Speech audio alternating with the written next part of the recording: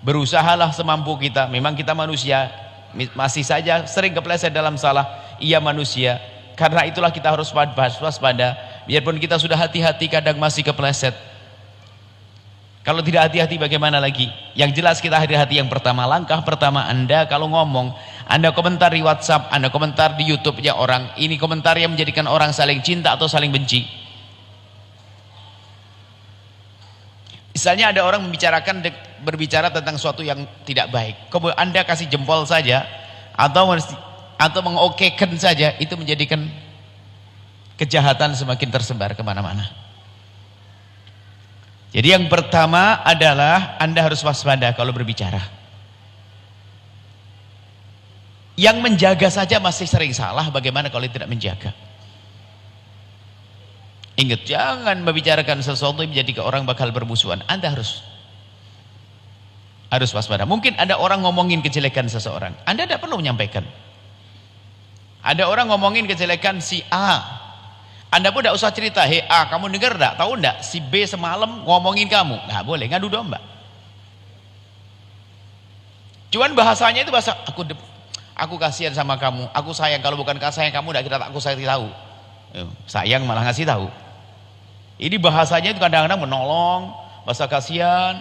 Tahu enggak semalam subhanallah dia ngomongin katanya kamu gini ya, katamu kamu gini ya.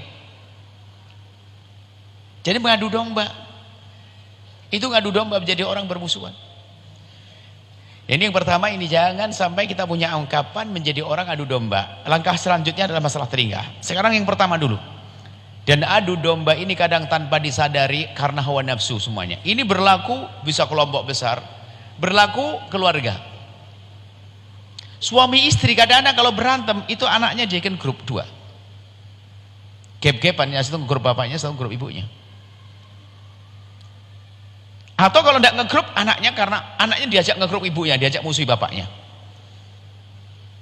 Coba ada, saking ibunya marah kepada suaminya, sang istri marah pada suaminya, anaknya sudah diracuni. Tahu enggak kamu ayah?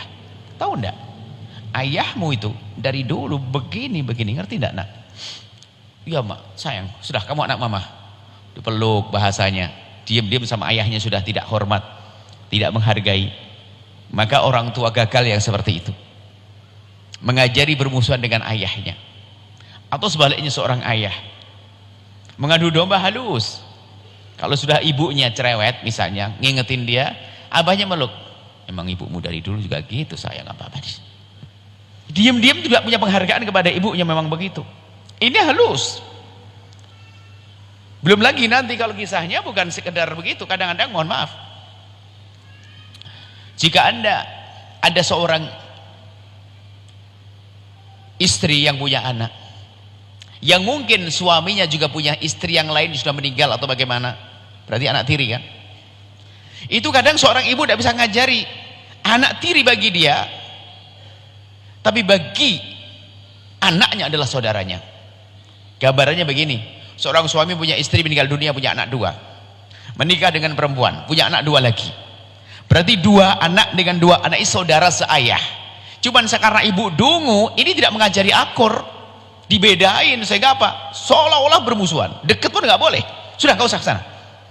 Maka ketahuilah, jika ada seorang ibu mendidik anaknya dengan seperti itu, maka dia telah gagal, karena dia telah mendidik, menanamkan kebencian di hati sang anak. Apalagi mohon maaf, kadang suami menikah, boleh istrinya 2 misalnya. Wah, itu lebih serem lagi ini. Suami istrinya 2, sehingga apa, antara ibu dengan ibu masih ada kecemburuan. Cemburu ini dijadikan bahan untuk menghancurkan anaknya. Tahu enggak ayahmu kemana tuh, sana tuh, sama adiknya pun dia begitu tuh. Sehingga nggak boleh ketemu dengan adiknya, nggak boleh, sehingga diajak seperti permusuhan. Maka ketahuilah, jika ada seorang ibu yang seperti ini, berarti dia telah gagal, dia telah merusak hati anaknya, menanamkan kebencian kepada saudaranya seayah. Biarpun dia misalnya ada kecemburuan, tapi ingat, anak madunya itulah anak suaminya. Anak madunya adalah anak suaminya. Kalau dia seorang istri yang hebat akan berkata, sayang, kamu tahu enggak, ayahmu punya istri lagi kan? Oh, mulai marah suaminya. Anaknya marah, mungkin cemburu. Oke, kamu marah sama ayah. Kamu marah sama ayah. Anggap saja ayahmu salah. Tapi kalau sudah begini mau gimana sayang? Coba. Tapi yang lahir ini apakah kamu salahkan juga? Adikmu, ayo. Kamu harus tetap sayang. Dia adalah harus dididik begitu. Biarpun perlahan juga tetap dididik untuk menghargai ayahnya. Jangan kadang-kadang, makanya menikah 2, 3 ini kadang-kadang kalau nggak benar itu menjadikan sebab rusak. Sehingga bermusuhan dengan saudaranya. Kalau dengan saudaranya saja seperti itu, bagaimana dengan orang lain? Pasti bermusuhan. Kenapa? Yang bermasalah bukan orang lain, tapi hatinya sudah biasa bermusuhan. Makanya jangan sampai ini yang poligami dan sebagainya itu kita sering menemukan sampai nggak boleh ketemu kadang-kadang. Anaknya nggak boleh ketemu dengan saudaranya, nggak boleh. Awas kalau ketemu ya. Pemberian juga ditolak, hadiah nggak boleh. Padahal saudara yang seayah tadi ingin memberikan hadiah, ingin nyambung, tapi tidak tahu kebencian. Ibu gagal. Termasuk diantaranya yang cerai, pisah. Wah, ini lebih serem lagi. Broken itu ya begitu. Sebetulnya perpisahan dalam Islam nggak akan terjadi broken home. Sebab seorang suami tetap tanggung jawab, hubungan tetap baik, gak ada caci maki, gak ada oloan. Lah broken home itu begitu. Sehingga seorang ayah terlalu mengharap anaknya agar bersamanya, dituruti semuanya. Pokoknya kamu dengan ayah ya, apa saja dituruti. Sehingga namanya anak itu yang penting enak, dapat duit seenaknya, nonton segala macam. Sang istri juga itu rebutan itu.